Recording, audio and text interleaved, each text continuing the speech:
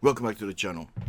So today's video is going to be about not a nonsense Starmer's put himself in advocating for anti-Semite, racist Islamists by the look of it, who hate white people and hate British people, but he wants them in the country. Don't know why, but he just wants them all here. So first clip is from GB News, talking about Alaa, Abdel, El-Fattah. Is the one everyone's getting in touch about as well. Oh yes. So Keir Starmer is under pressure today over Alaa Abdel Fattah, the activist he welcomed into Britain at the weekend. Remember, he said he was delighted and it had been one of the government's top priorities.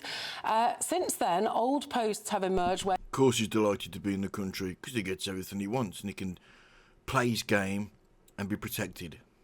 He called for violence against Jews, white people and police, comments he's now apologised for. Yeah, well, Conservative Party leader Kemi Badenoch says his remarks are disgusting and wants his British citizen to be revoked. Well, Good. He should have it stripped, send him back to Egypt, and they could deal with him there.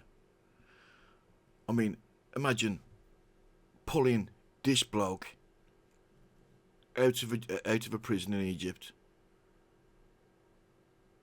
and then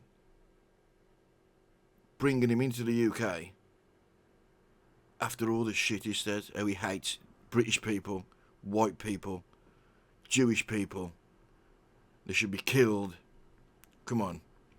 If that was a British person, we'd be in jail in this country, but he brings him here and sets him free. It's disgusting. Basically, here's what the PM said back in 2022. And can I start by raising the case of Alaa Abdel Fattah? Yes.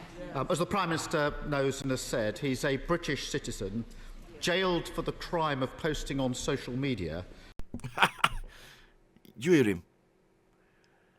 Jailed for the crime of a social media post. Now, who else jails people for social media posts? Mr. Starmer, you do.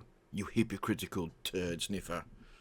And been imprisoned in Egypt for most of the last 9 years. He's been on hunger Good. strike for the last 6 months. Let him and the Prime Minister starve. just said that he raised it with President Sisi. Can he tell us what progress he made in securing Alaa's release? OK, well, joining us now is academic and broadcaster Dr Rakib Hassan. Rakib, good to see you. Always good to chat to you. I mean, this is a story that's quite astonishing. It just illustrates how incompetent our political leaders seem to be. No, absolutely. This is a catastrophic. I mean, that clip down age well, did it? Cock-up of big proportions, and it implicates not just one political party, but the wider political establishment. They both wanted him out for some reason. They both want him here. He was granted citizenship. They want these extremists in the country for some reason. And if you can't get here on your own volition, on a boat, you can't break into the country legally on a boat, we'll break you out of jail and fly you here. In 2021, when the Conservatives were in power. So I've seen some Conservative politicians criticise Labour a great deal, and the Labour government is deserving of that criticism. But there also needs to be a period of introspection among Conservative politicians as well. How on earth was this person granted UK citizenship? Who was anyone even bothering to see if robust background... So, yeah, how did this man get citizenship? He was given citizenship in, I think it was 2021 or 2023. Years after he made these disgusting posts, racist, wishing death on Jews, police as well, British people, white people, and it blows my mind. We've got to get him in the country. He's got to join the rest of them so they can all plot and scheme on the country, because that's what they want. They want this fight, this cold civil war that's going on.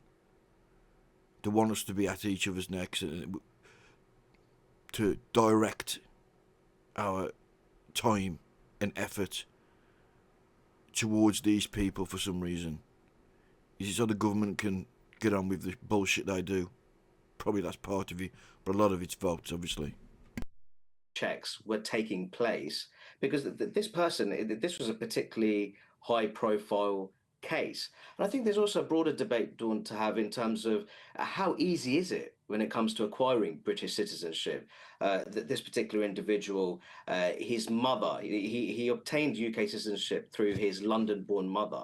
And his mother was born in London because his grandmother happened to be doing a PhD in the city at the time. So I think there's a huge debate here in terms of security because of the I bet his nature of the family tweets secretly which hate him. have They're all emerged. swells. But more generally about Really, how fuck his back. easy is it to acquire British hatred citizenship in the first place, oozes from and him. what are the kind of background checks that need to take place before someone is granted national citizenship. As you say, both the Conservatives and Labour coming out of this very badly. It almost beggars belief, doesn't it, that, you know, when he made it to Britain, people uncovered within just a few hours these incredibly shocking and offensive tweets. Now, Now, Starmer says he didn't know about these offensive tweets from years ago. But the Egyptian government says otherwise. They said they reject Starmer's assertion that he was unaware of whatever his name is, Fattah's record of anti-white hatred and anti-Semitism and incitement to violence. He said the British officials were briefed on everything. Starmer's lying. And I believe him. You're telling me none of this had been looked into? We just wanted to break him out of jail simply because he's a UK citizen for a couple of years? No, they looked at everything he did and just hoped people wouldn't fucking find out. And now it's backfired on them. Apologise, saying that they are shocking and hurtful, that they were expressions of a young man's anger and frustration. I think... A young man. He was 30. He was in his late 20s, early 30s when he did these social media posts. He ain't no young man. It's only a few years ago. He was in his late 20s or early 30s. Do you buy that apology? I mean, he said Brits were dogs and monkeys. He said he hated white people. Kemi Badenoch, Nigel Farage wants him deported. What do you think? Catherine, it's far more serious than that, actually, because according to one tweet, it seems like he's calling for the genocide of white people in order to redeem humanity. This isn't a matter of hate. He's ultimately calling for industrial scale killing of members of a particular race. And I find it absolutely remarkable, as you say, that ordinary users of social media managed to discover these tweets. But this should have been part of proper background checks before he was granted UK citizenship. And I think that you have politicians from both major parties campaigning for his release. I think there's a great deal of hysteria.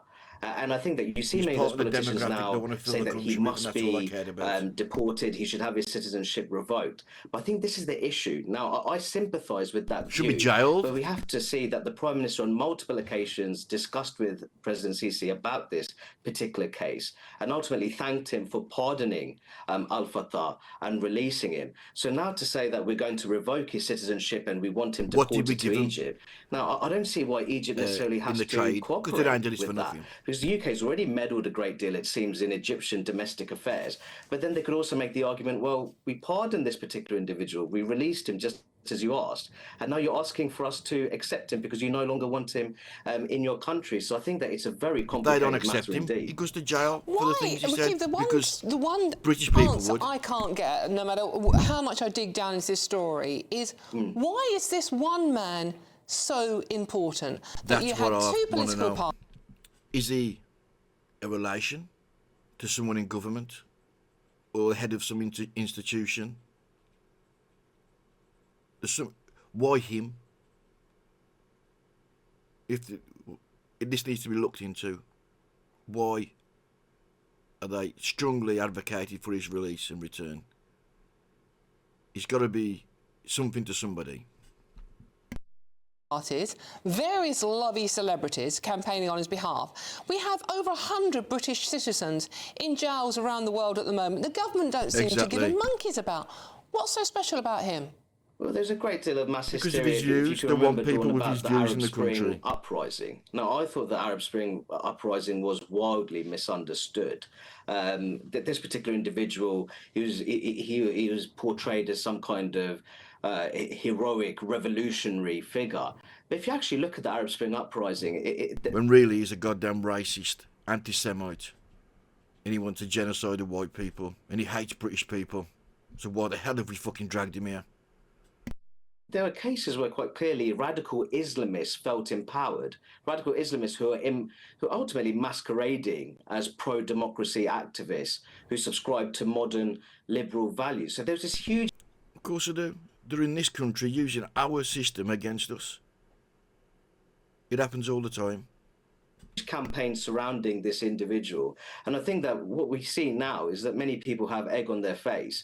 And I think, in my view, if you look at the security and cohesion implications of all this, I think there'll be very strong calls for this particular individual to have his citizenship revoked, for him to be deported from the UK. How easy that would be if the government takes the decision to do that remains to be seen. Now, if they don't get rid of him, they've at least got to put people to watch him because of his views, because of what he says on social media. And how much money is that going to cost us? To have him bugged or just watched by MI5 or anti-terrorism police, whoever it may be. That's going to cost money. And no doubt he's on benefits as well, so that's going to cost more money. We did it with Shamima Begum. Well, indeed. I think that the issue here is that, firstly, he acquired the citizenship under the Conservatives back in 2021. But I think the issue is that he is currently in the UK. Shamima Begum, a lot of the decision about stripping her citizenship was while she was in Syria. This current individual is actually on British soil. And as I said before, because there's been so much British political pressure on Egypt to pardon this particular individual, to release him from prison, to then say, we no longer want him in our country because these tweets have emerged. We want to deport him to your country. See, what's it say when a Muslim country doesn't want this man because of his views? That tells you something. But we're happy to take him and put him in the country with the rest of the people who hate us.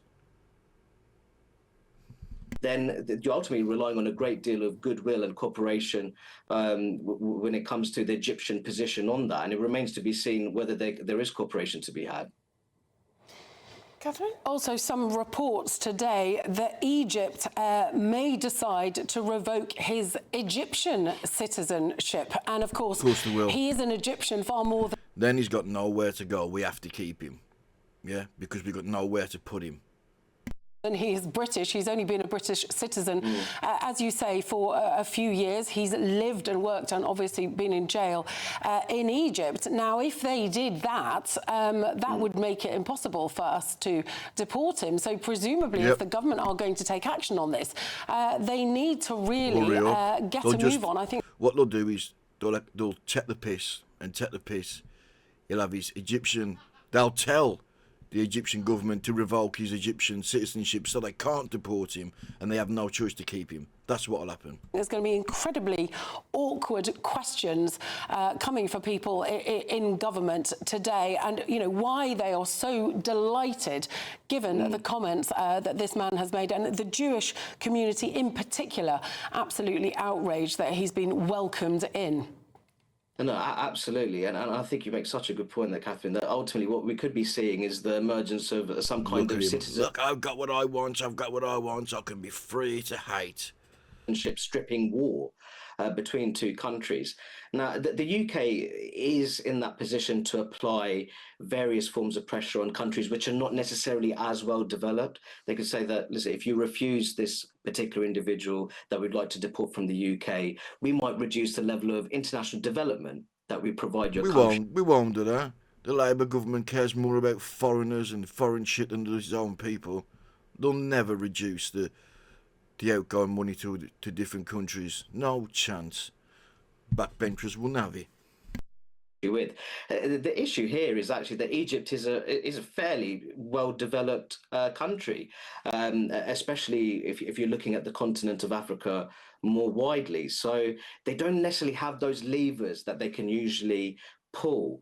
And I think that here you can see that now Egypt, it seems like Egypt are now entertaining the possibility of stripping his citizenship because he also has British citizenship. So I think that the capacity for international cooperation here could be somewhat limited in this particular case. OK, Rakib, stay with us. We have some breaking news to bring you.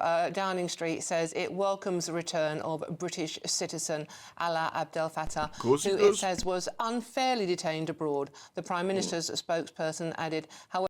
Unfairly detained over social media posts. You hypocritical shitebag. But we have condemned the nature of these historic tweets and find them abhorrent. OK, and that's Rakib, what do you make of what Downing Street have said? Well, I think that based on that... And now they won't comment anymore. That's it. Done. Piece of breaking news. I don't think that's going to satisfy many members of the British public who are going to think... I don't care what we think. It's obvious they don't care what we think of the shit they've been doing for the past, 2 years. They don't care at all. They do what they want. They're in power. They call the shots now. That's it. How on earth was this person was able to become a British citizen to begin with? And as you said, the nature of this post calling for some kind of white genocide, the killing of police officers, and also some aggressively anti-Semitic posts. I think that statement by Downing Street, I think by 10 Downing Street, I don't think that will satisfy many people at all in the country who are familiar with this particular event. Rakib, I mean, I hope you don't mind... Okay. These are direct quotes from his old posts. Right. 1. He refers to the British people as dogs and monkeys.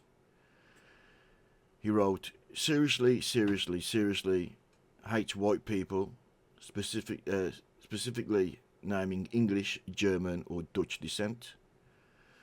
He said, I consider killing any colonialist and especially Zionist heretic. We need to kill more of them. Dear Zionists, please don't ever talk to me. I'm a violent person who advocated the killing of all Zionists, including civilians, so F off. There was no genocide against the Jews by the Nazis. After all, many Jews are left. He says on the 10th of July 2011, he allegedly wrote, police are not human. They don't have rights. We should kill them all. And then in one post he said, don't worry, we're only discussing how we'll take over your town and rape your white women, as terrorists tend to do that. Now, that last one you could say sarcasm, but I don't fucking think it is.